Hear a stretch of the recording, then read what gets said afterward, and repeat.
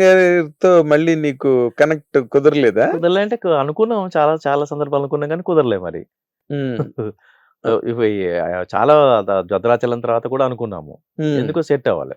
So Bhadrachalam కూడా మంచి hit. Bhadrachalam కూడా చాలా మంచి హిట్ అవును. తర్వాత బాలకృష్ణ గారితో చేయలేకపోయినా ఆ బాండింగ్ అలాగే ఉంది. బాండింగ్ ఉంది. వెంకటేష్ గారితో చేసావు. అవును. అదే సినిమా యాక్చువల్‌గా బాలకృష్ణ గారితో చేయాలి. సేమ్ సినిమావా? జయమందిర్ అనే. Same content. Same content. Okay. అది ఎలా జరిగిందంటే ఉషా కిరణ్‌లో ఒక సినిమా ఒప్పుకున్నా నేను. హ్మ్. ఇది యమజాతకుడు తర్వాత. యాక్చువల్‌గా ఉషా కిరణ్‌ది ఎన్‌కౌంటర్ తర్వాతనే ఓహ్, ఆఫర్ ఇచ్చారు చేస్తాన్నాను. శ్రీరాములయ్య వచ్చింది. శ్రీరాములయ్య అయిన తర్వాత చేస్తానన్నాను. అప్పుడు యమజాతకుడు మోహన్ బాబు గారు నేను చేసుకుంటానంటే సరేనని చెప్పి ఎళ్లి చెప్పొచ్చాను రామోజీరావు గారికి. సరే ఇట్లా మోహన్ బాబు గారు ఓన్ బ్యానర్ అండి అది చేస్తా అంటారు. దాని తర్వాత మనం చేసుకుందాం అంటే సరే అన్నాడు ఆయన. ఆయనకు చాలా ఇంట్రెస్ట్ నా మీద. సరే కథ చెప్పడానికి వెళ్ళాను. కథ చెప్పాను. బావుందన్నాడు. వచ్చేసాము. తర్వాత దాంట్లో కొన్ని క్వెషన్స్ అడిగాడు నన్ను. అడిగితే సరే అని చెప్పేసి మళ్ళీ నెక్స్ట్ డే ఎళ్ళాం. నెక్స్ట్ డే ఎళ్తే ఆయన ఏదో బిజీగా ఉన్నాడు. నమస్తే సార్ అన్నాను. ఆయన నమస్తే అన్నట్టుగా అన్నాడు. కూర్చున్నాం. మళ్ళీ మాట్లాడదాంలే అని పంపించేసాడు. నేను బయటికి రాగానే అడిగాను. ఏంటి గుర్తుపట్టాడా రామోజీరావు గారని? గుర్తుపట్టకుండా ఎలా ఉంటుంది? ఏదో బిజీలో ఉన్నట్టున్నాడు. ఆయన వినే మూడ్‌లో లేడిప్పుడు. మళ్ళీ పిలుద్దాంలే అన్నాడు. సరే అని. ఒక 5 రోజుల తర్వాత మళ్ళీ తీసుకెళ్లారు నన్ను. తీసుకెళ్ళి ఎంటర్ అవ్వటంతోనే సార్ నమస్తే సార్ నా పేరు శంకర్ అన్నాను. తెలిసి కూర్చో అన్నాడు. సార్ మొన్నేంటి సార్ మీరు గుర్తే పట్టలేదు. గుర్తుపట్టకపోవటం కాదే. తెలియదు గుర్తుపట్టలేదు. సరే గాని ఆ కథలో అది చాలా బావుందది. ఎవరికి చెప్తావు అన్నాడు. నేను పవన్ కళ్యాణ్ గారికి చెప్తానండి కథ బావుంటదన్నాను. ఇమ్మీడియేట్‌గా బాపినెట్టి గారు చెప్పేసి టైం తీసుకొని పవన్ కళ్యాణ్ గారికి కథ చెప్పా అది. ఆయనకి నచ్చింది. కానీ అది ఎందుకో మెటీరియలైజ్ కాలే మరి. అదెందుకో. కథ బానే ఉంది. లైన్ బావుంది సార్ నేను ఎందుకు మాట్లాడతా. అవ్వలేదు? ఏమో మరి ఇగ. బానే ఉంది సార్ మాట్లాడదాం అని అన్నాడు. ఆ టైంలో అదేదో బ్రేక్ వచ్చింది. బ్రేక్ వచ్చిన తర్వాత వాళ్ళు నాకు ఇంకో కథ చెప్పించారు. 'ఏటూరు మోహన్' గారి సినిమా ఆడియో ఫంక్షన్‌కెళ్ళాను నేను. వెళ్తే అక్కడ సురేష్ బాబు కనపడ్డాడు. శంకర్ నీ దగ్గర కథలేమైనా ఉంటే చెప్పు వెంకటేష్‌వి కావాలి. చేద్దాం అనుకుంటున్నాం అంటే, సరే బాబు అని అన్నాను. 3, 4 డేస్ అయింది. ఉషా కిరణ్ గెస్ట్ హౌస్‌లో సిట్టింగ్‌లో ఉన్నాను. ఉన్నప్పుడు ఎప్పుడో ఒకసారి ఇది బాలకృష్ణతో చేస్తే బావుంటదనే కథ ఉందొకటి. సో, ఇదేదో కొంచెం ఇతను బాడీ లాంగ్వేజ్ సెట్ చేస్తే బానే ఉంటుందేమో అనిపిచ్చింది. అనిపిస్తే పరుచూరి వెంకటేశ్వర కింద రూమ్‌లో మేము పైన రూము.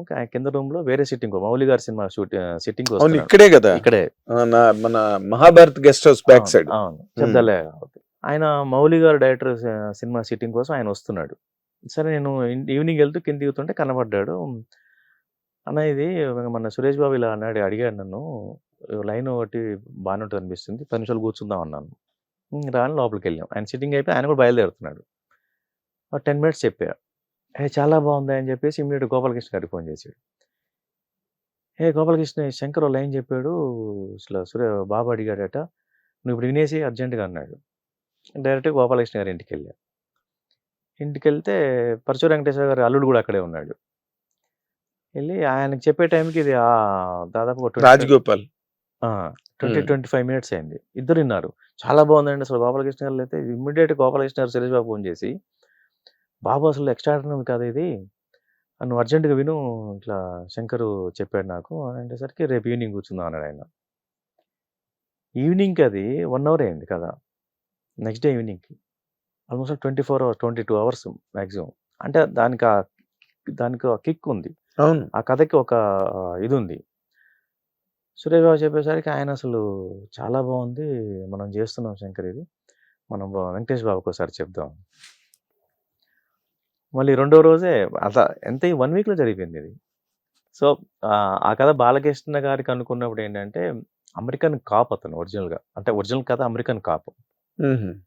సో, బాలకృష్ణ గారికి ఇంకా బావుండేదది. కాప్ అనేసరికి మళ్ళీ వెంకటేష్ బాబు మళ్ళీ ఇక సీరియస్‌నెస్సే ఉంటుంది. అవును. సో, బాలకృష్ణ గారికి సీరియస్‌నెస్ ఓకే గానీ, వెంకటేష్ బాబుకి అంత సీరియస్‌నెస్ ఫస్ట్ హాఫ్ పైగా అప్పటికి సూపర్ పోలీస్ అవి చేసి ఉన్నాడు. చేసున్నాడు. అవును. అదొకటి దానికేం చేసామంటే గైడ్‌గా చేసాం. హ్మ్. హీరోయిన్‌తో ఇంటరాక్షను, ఎంటర్‌టైన్‌మెంటు అట్లా గైడ్‌గా మార్చేసి ఫస్ట్ హాఫ్ అంతా అట్లా ఉంటుంది. సెకండ్ హాఫ్ వచ్చేసరికి మన కంటెంట్ ఉంటుంది. దాని మీద పెద్ద పెద్ద అప్లికేషన్‌లు గదా! హిందూ పేపర్‌లో ఆర్టికల్స్ వచ్చాయి. కంచాయిలే ఆర్టికల్ రాసాడు హిందూ పేపర్‌లో. అవును. నాకు గుర్తుంది. హ్మ్. గుంటూరులో మొత్తం మహాత్మా పూలే వారసులు ట్రస్ట్ నుంచి, అంబేద్కర్ ట్రస్ట్ నుంచి, పెరియార్ వారసులు ట్రస్ట్ నుంచి, కర్ణాటక నుంచి ఎంతమంది వచ్చారు అసలు, ఎమ్మెల్యేలు, ఎంపీలు. పెద్ద అప్రిసియేషన్ అది. 50 డేస్ ఫంక్షన్ ఎక్కడ చేశాను అనుకుంటున్నాం, జయమంది దగ్గర, ట్యాంక్ బండ్లో అంబేద్కర్ స్టాచ్యూ దగ్గర చేశా. నేను అది ఎక్కడ మిస్ అయ్యాను నేను ఆ ఫంక్షన్. అంబేద్కర్ స్టాచ్యూ తర్వాత అంటే దాని ఇంపాక్ట్ వేరే ఉంటది. అవునులే. ఆ తర్వాత కదా మహాత్మా పూలేకి విగ్రహాలు పెట్టడం, జయంతులు వర్ధంతులు డిక్లేర్ చేసి, అసలు పూలే అనే ఒక వ్యక్తి చరిత్ర పేజీల నుంచి బయటకు వచ్చింది అప్పుడే. కొంతమంది ఎన్లైటన్, కొంచెం ఎడ్యుకేటెడ్, ఎవరో బాగా హైలీ ఎడ్యుకేటెడ్ వాళ్ళకి తెలుస్తుందేమో కానీ బట్ జనరల్ పబ్లిక్ కి తెలియదు. తర్వాత పిఆర్పి పార్టీ కూడా జ్యోతిరావు పూలేని పెట్టుకుంటే చాలా మంది నాకు ఫోన్ చేశారు ఆ రోజున. ఎవరు ఆ పాగా కట్టుకున్న పర్సన్ ఎవరని చెప్పి. నేను కనీసం ఒక ఆ రోజు పిఆర్పి ఆవిర్భావం ప్రెస్ మీట్ అయిన రోజున కనీసం నేను ఒక 20-30 మందికి చెప్పాను అతను జ్యోతిరావు పూలే. మన ఆ సినిమా తర్వాతనే మంగళగిరిలో విగ్రహాలు కానీ చాలా చోట్ల విగ్రహాలు పెట్టారు. అవును, చాలా ఇంపాక్ట్ వచ్చింది. ఆయన కెరీర్ ఎంత గొప్పది అన్నది క్యారెక్టర్. ఇంకా మనం ప్రెస్ మీట్ లో చెప్తూ వచ్చాం కదా, మహాత్మా పూలే ఇన్స్పిరేషన్ తో చేసాం ఈ సినిమా. అమలాపురంలో 3 రోజులు నాన్ స్టాప్ షోస్ కదా, నాన్ స్టాప్. అప్పుడు ప్రొజెక్టర్స్ కదా. అవును, ఆపరేటర్లని పక్క థియేటర్ని తెచ్చుకునేవాళ్ళు, పక్క థియేటర్ నుంచి ఆపరేటర్లను హైర్ చేసుకొని చేసేవాళ్ళు. 3 రోజులు బాలయ్య గారి సినిమా చూసి ఒక అరగంట మాట్లాడాడు నాతో. అసలు ఏం సినిమా చేసావు శంకర్ ఇది, అసలు మా ఊళ్ళో చూసావా, ఎంత అద్భుతమైన అప్రిసియేషన్ ఇది. సో సురేష్ బాబు శాఖ ఇద్దరం తిరిగి రిలీజ్ ముందు రోజు నుంచి తిరుపతి నుంచి తిరుక్కుంటూ వచ్చాం కదా. అసలు సురేష్ బాబు అంతా ఎక్సైట్మెంట్. అసలు అశ్విన్ గారు ఫోన్ చేసి, అదేంటి బాబు ఆ సినిమా ఏంటి అసలు, వాళ్ళు అప్పుడే ఆజాద్ రిలీజ్ అయింది ముందు వారం. అవును, అసలు ఆ సినిమా ఏంటి సురేష్ బాబు, అసలు పిచ్చెక్కినట్టు వస్తున్నారు జనాలు అది. కరెక్ట్. అదంతా ఫస్ట్ ఆఫ్ అంతా చాలా ఎంటర్టైనింగ్ గా ఉండి, ఫారిన్ కంట్రీస్ అవన్నీ సౌందర్యకి వెంకటేష్ బాబుకి మధ్యలో కాంటినెంటల్ తీసిన సినిమా అదే. యూరోప్ కాంటినెంట్ మొత్తం తిరిగి తీసాం సినిమా. అదే ఫస్ట్ సినిమా. యూరోప్ లో చేశారు, చాలా సినిమాలు చేశారు కానీ బట్ అన్ని ప్లేసెస్ తిరిగి చేయడం అనేది అదే ఫస్ట్. సడన్ గా second half it takes a drastic turn, అంటే వెరీ సీరియస్ కంటెంట్. అవును, అది సినిమాలో ఉన్న complete contrast, merit of the film. అదే సోల్. అది సోల్ మనం కూర్చోబెట్టుకోవడం కోసము ముందంతా ఎంటర్టైన్మెంట్ నడిపి. గోపీనాథ్ గారు IPS ఆయన ఉన్నారు కదా. అవును, ఆయన సినిమా చూసి నాకు ఫోన్ చేశాడు.